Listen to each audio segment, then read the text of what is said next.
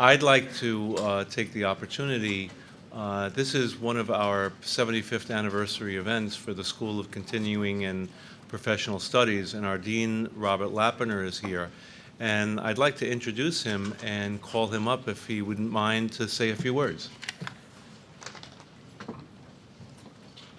Good morning, everyone. We arranged the view and the weather, so it's obviously going to be a great day in addition to having a stellar panel.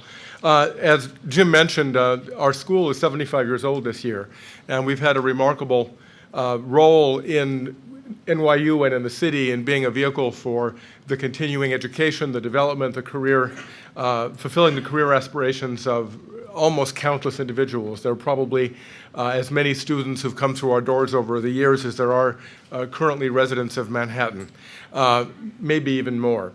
Today we are the 4th largest graduate school at NYU and the 5th largest undergraduate college with about 4,600 matriculated students. And of course we continue to serve working professionals to enable them to learn about their fields, to advance in their careers, and we welcome about 55,000 individuals for professional certificates, programs like this, workshops and seminars. Our school was conceived in the Great Depression as an instrumentality of the university to serve New York and to help revitalize the economy of the city. Over the years, we have evolved in many important ways, and we're known today in particular for capturing the remarkable concentration of expertise in so many industries that drive New York's place on the world stage. A seminal event occurred 42 years ago, and that was when a group of real estate developers with close ties to NYU prevailed upon the university to establish the Real Estate Institute. This was in 1968, believing that there was a need for a focal point for the academic development, the professional development of those in the industry, and to provide a forum for peer learning. Fast forward, about 22 years later, the university approved a remarkable academic concept, the first Masters of Science in Real Estate, Finance, and Development, but most importantly, recognizing the place of the practitioner voice in graduate study in a research university.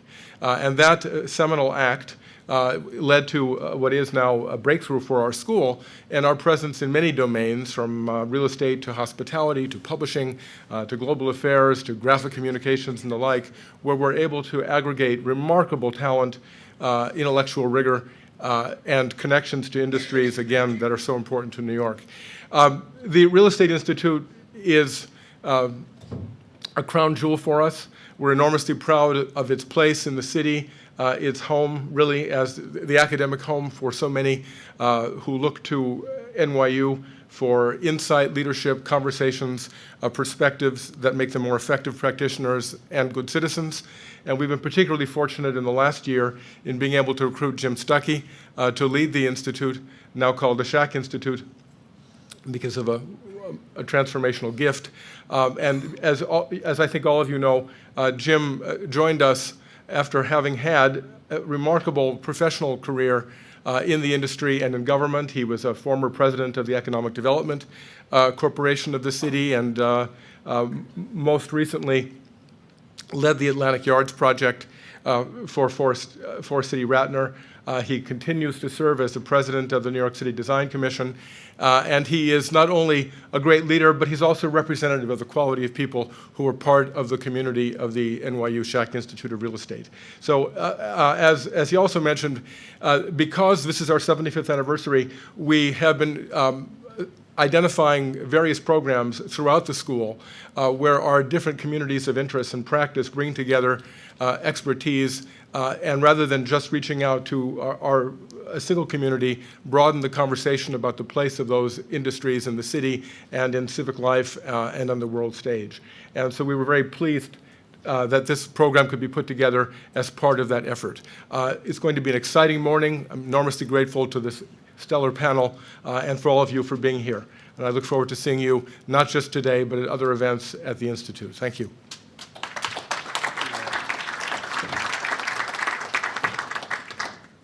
Okay, thank you, Robert. I'd like to get us going, and I just want to say a couple of words real briefly about the Institute. We are growing, and we are getting very much involved in all of the areas in real estate that are both current and relevant.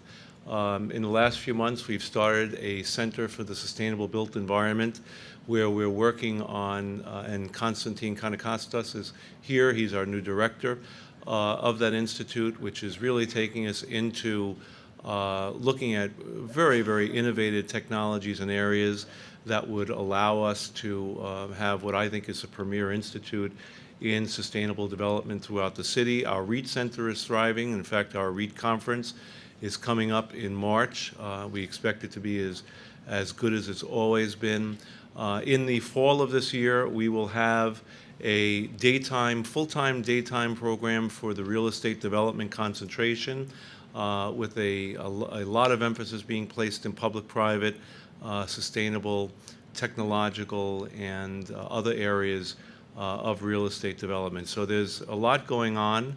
The enrollment in the graduate levels of the school has been up in the spring semester, and we expect to continue to see that trend going on.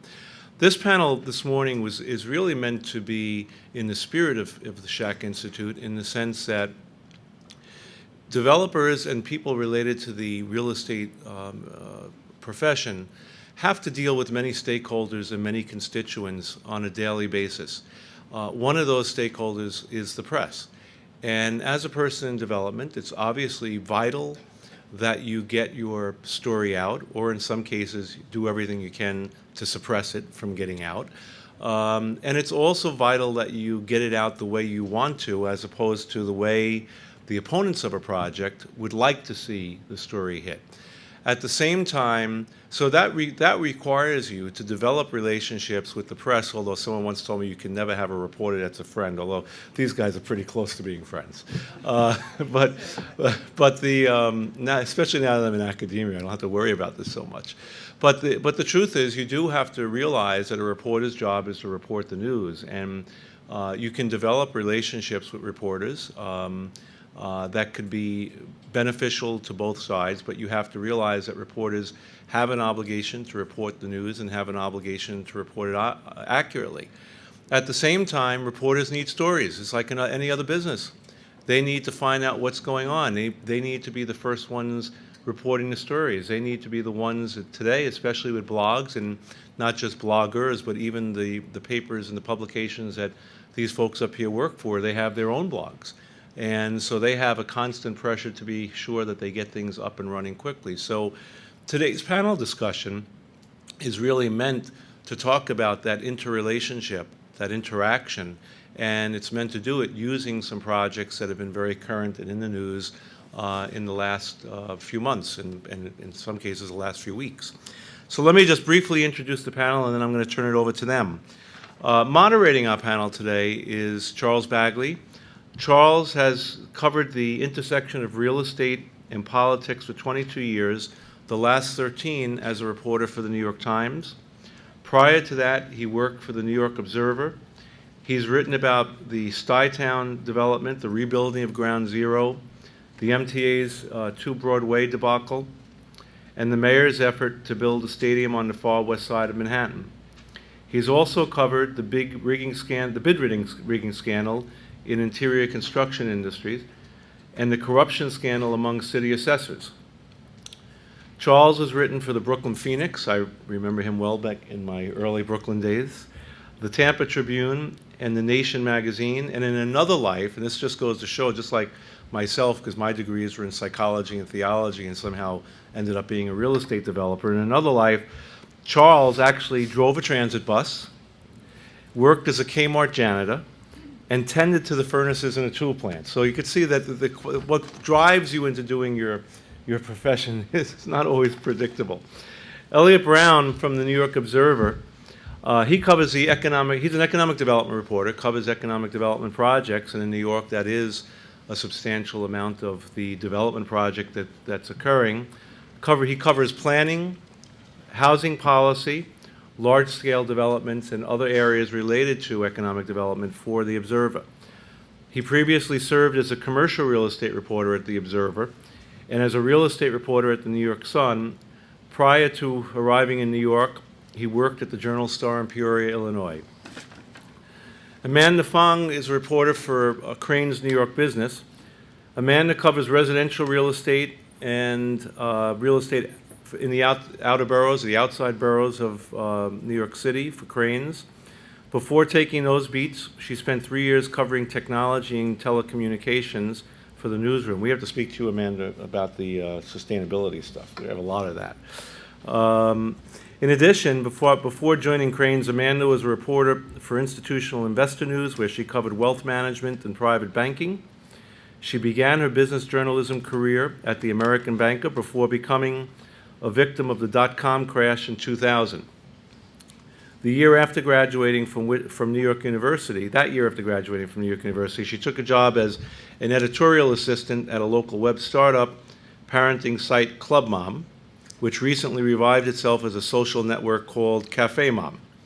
Since 2002, Amanda has been a member of the Young Executive Board for iMentor, a Manhattan-based nonprofit that strives to improve the lives of underprivileged young adults through email-based mentoring and education. Amanda was born and raised in New York City. David Jones from The Real Deal. As you know, The Real Deal is both an online and a print publication, and David is an online and print reporter. He's an award-winning freelance journalist with more than 20 years' experience in the field. Since joining The Real Deal in 2007, he's covered a wide range of stories, including Stuyvesant Town, the foreclosure of Sheffield 57 and Rector Square condominiums, the condo conversions of Athrop and Manhattan House, and the rezoning of 125th Street in Harlem. As a freelance writer, David has been published by the New York Times, Newsday, The Nation, Hemispheres, In These Times, and City Limits magazines. He previously worked as an online reporter for Crane's New York Business and a staff writer for Bloomberg News and the Rochester Democrat and Chronicle. In 2003, he was a recipient of the George Washington Williams Fellowship by the Independent Press Association. He holds a Bachelor of Science from the Medill School of Journalism at Northwestern University. And finally, our New York Post reporter, Tom Tapoussis, is a staff writer. He's a member of the Metropolitan staff at the Post since 1995. Tom has covered politics, government, transportation, housing, and aspects of the real estate industry in New York City.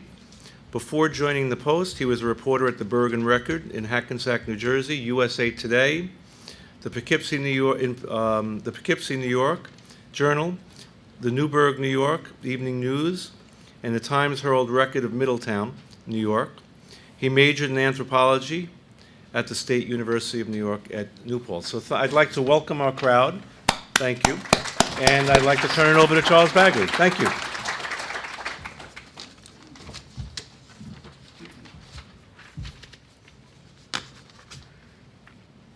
Good morning. A little nervous. I'm usually the guy at the back of the room cracking jokes and interrupting. So I guess now the shoe's on the other foot. The topic today is the media coverage of what we all may agree are two seminal events at the end of 2006 and early in 2007.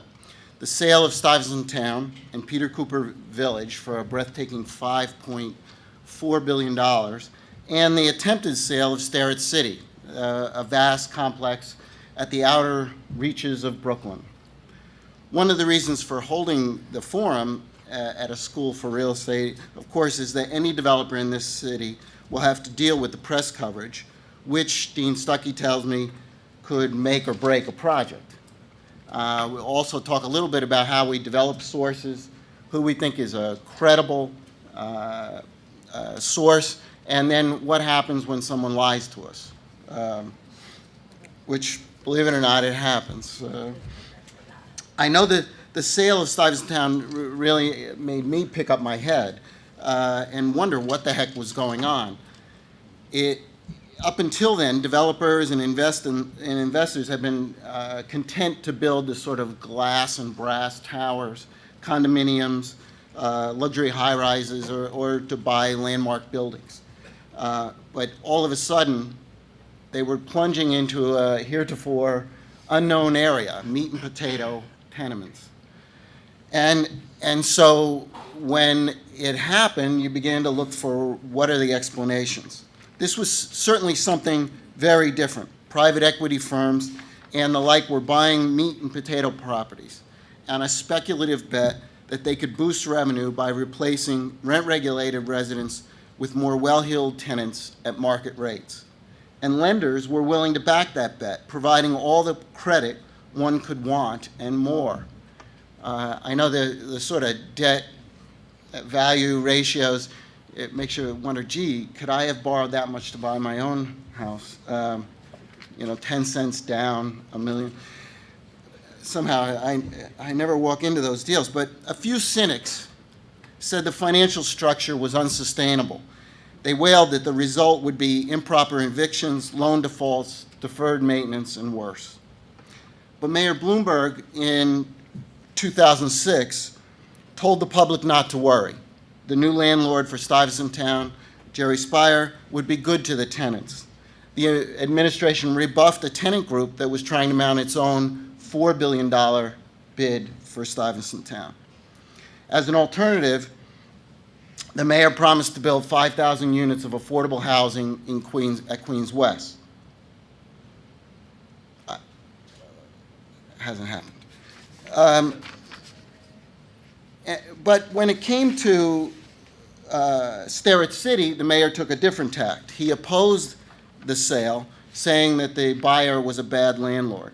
It reminded me of a Eddie Murphy skit on Saturday Night Live, the one, kill my landlord, kill my landlord. Anyway, there were differences between the two complexes. Certainly walking down 14th Street, you see the brick tenement-like buildings at Stuyvesant Town. It looks very much like public housing, but the tenants are largely middle class. In East New York, Starrett City, with the Mitchell-Lama balconies, looks a lot more like a middle-class housing development. Certainly wasn't the situation underneath. But the sale of both complexes was organized by one of the top brokers in the city, and local politicians fought the sale of Starrett City, but for the most part sat on their hands at Stuyvesant Town. So we come here to discuss how well the city's media covered these events and the subsequent events as well. And did the landlord get a fair shake? Or were the articles relentlessly pro-tenant? Or, on the other hand, did many of the articles simply celebrate the latest big deal? Did some aspects of the story go untold? The Bloomberg administration is now concerned about the fate of Stuyvesant Town. Did the media hold him accountable for this U-turn in policy? I don't want to limit the discussion to only those issues. I also hope that our panelists will explore how we operate a little bit. There's been a lot of talk about the new media, blogs and online magazines, which have sort of accelerated the news cycle. There's this rush to be the first one to get it up on the web. And readers don't have to wait until 11 o'clock or the next morning over coffee to learn what happened earlier the day before. You've got The Real Deal, you've got Crane's Daily, and one of my favorites, Curbed. The competition has pushed us all to compete to be the first one. But, you got to wonder, are readers getting shortchanged? Many times in the rush, we put up an incomplete story or one that's simply wrong because you didn't have the time to go back and check all the facts to communicate with all the participants. And sometimes the articles are just dead wrong. But reporters, being egotists, don't want to follow the other person. So a lot of times, whoever's first, that perhaps is the only time the story appears. That wasn't the case with Stuyvesant Town, of course. Anyway, I hope our panelists can talk a little bit about the old and the new media and how that's changing things. Each panelist this morning is going to take a few minutes to comment, and then we'll get maybe into a little back and forth. Hopefully they'll insult each other, get the dialogue really moving. And then we'll open up for what I think will be the most interesting part, and that's the questions from the audience, where you can have the opportunity to flay us by any means possible. All right, why don't we start all the way over on the end. Thank you, Charlie, your buddy. With Tom. Well, I guess I represent the old media by virtue of my age. and the time I've been in it, sometimes I feel like I'm making horseshoes these days. I think from your perspective, if you're putting up a development or promoting some sort of real estate transaction, this may be a good time for you in terms of the media. There's definitely less scrutiny that's going on with the general media. Real estate and business, although is thriving in its own niche way, and maybe that's even beginning to branch out into the general media, but there are fewer resources from my point of view devoted to covering you guys.